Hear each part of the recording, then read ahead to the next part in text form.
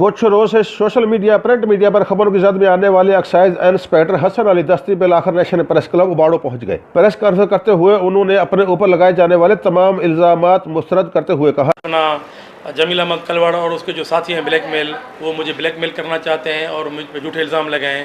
میں اپنا عزت کا حد رکھنے کے لیے انشاءاللہ اپنا ہائی کورٹ اور سیشن کورٹ سے رجوع کروں گا اور ان پہ جو راج جانے کا کیس داخل کروں گا۔ جمیل احمد کلوڑ جو سندھ پولیس میں کانسٹیبل ہے اپنے ساتھیوں کے ہمراہ مجھے بلیک میل کر رہا ہے۔ سوشل میڈیا پرنٹ میڈیا پر چلنے والی خبروں میں مجھ پر الزام لگایا گیا ہے کہ حسن علی دستی نے مجھ کو نوکری کا جھانسا دے کر اظہار کلوڑ کی موجودگی میں مجھ سے بھاری رقم وصول کی ہے۔ یہ بات بالکل جھوٹ پر مبنی ہے اور بے بنیاد الزام ہے۔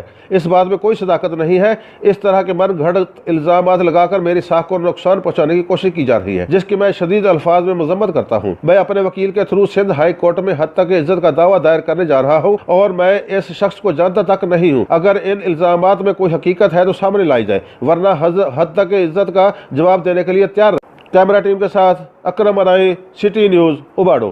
ہم لاتے ہیں ٹاپ نیوز، آپ کے فیورٹ ٹاک شوز اور انلمیٹڈ انٹرٹینمنٹ صرف یوٹیوب پر۔ اگر آپ نے ابھی تک ہمارا چینل سبسکرائب نہیں کیا تو ابھی سبسکرائب کریں اور بیل آئیکن کو کلک کر کے ہماری لیٹسٹ ویڈیوز کے بارے میں اپڈیٹ جانیں۔